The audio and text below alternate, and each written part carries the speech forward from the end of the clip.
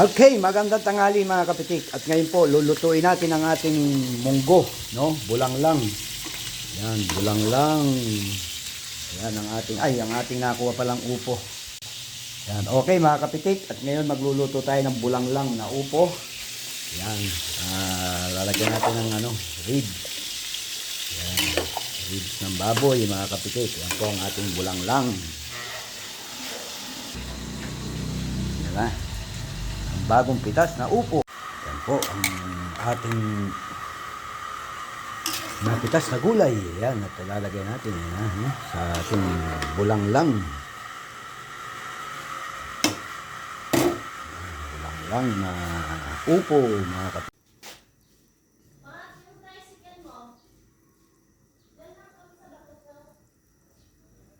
Yan mga kapatid.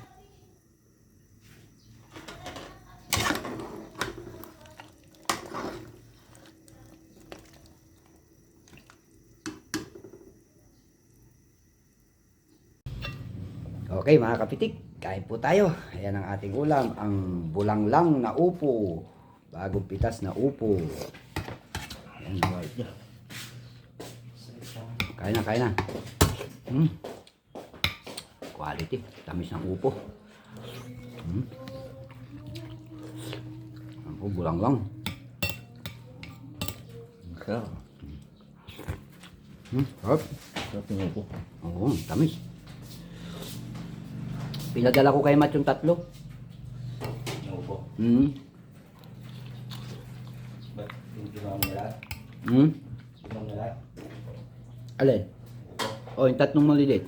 Bakit hindi naman nalalaki mo yun? Ganyan na lang yan. Tsaka masarap yung ganyan, yung mura. Punggot na yun. At least yan masarap.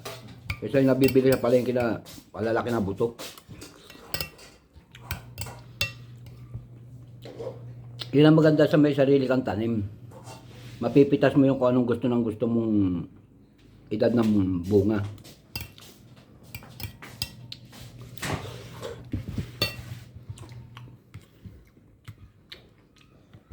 Kahit upo lang.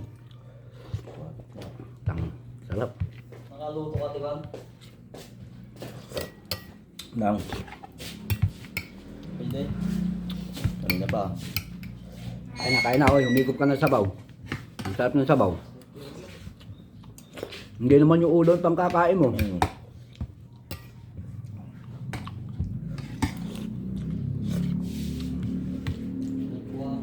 Basahan o pinanananuan na ni Bunbuntek.